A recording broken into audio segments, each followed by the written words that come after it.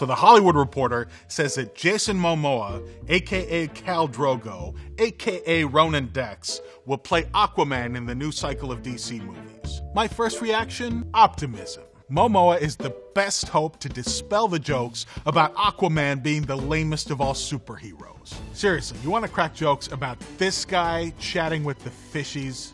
I think he can pull off the badass New 52 version of the Seaman. My second reaction was dread, because I was certain that comment threads would be full of people griping about how you simply can't cast someone who isn't blonde in the role of Aquaman. My fears were justified. See, the same sort of person who gripes, oh, you can't have a female Thor, you can't have a black Electro or Heimdall or Human Torch or Nick Fury. Well, they're out in force proclaiming that this casting decision is an outrage. Now, I don't want to say that these people are bigots, clamoring for an Aryan undersea Ubermensch, but this is where geeky nitpicking and excessive literal-mindedness gets to be genuinely troubling. Now, I get outrage about casting decisions. Hollywood casting Kelsey Grammer as Beast was a sacrilege, because Frasier. Beast can't be Frasier. What one person may like, another may not. It doesn't mean that one of them is right and the other is wrong. But Hollywood turning Nick Fury into a black man or Aquaman into a Pacific Islander simply reflects the fact that these characters were created in an era that didn't value diversity. Just ask Mr. Stanley Lieber, who found it was professionally helpful to change his name to Stan Lee.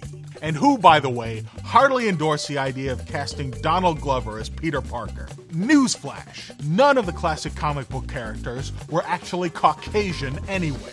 Now, I don't want to get all Roy Lichtenstein on you, but if you zoom in 10x or 20x on Amazing Fantasy number 15 or Fantastic Four number 1, you'll notice that the skin of these seemingly Caucasian characters is actually stippled with magenta Ben-Day dots.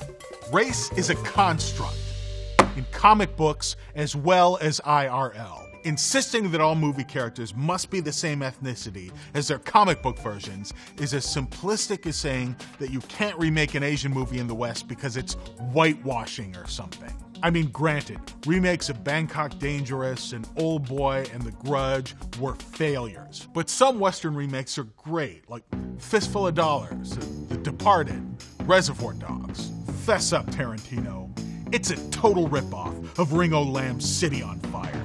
Are you going to tell Akira Kurosawa that he shouldn't have transplanted Shakespeare's Macbeth or King Lear to feudal Japan? Are you going to tell George Lucas that he can't transfer Kurosawa's Hidden Fortress to a galaxy far, far away? Are you going to tell Diana Ross and Michael Jackson that they can't make a funky all-black Wizard of Oz? I want to see more creative casting and transposed locales. I want an Akira set in Detroit. I want to see a gay Vietnamese Batman.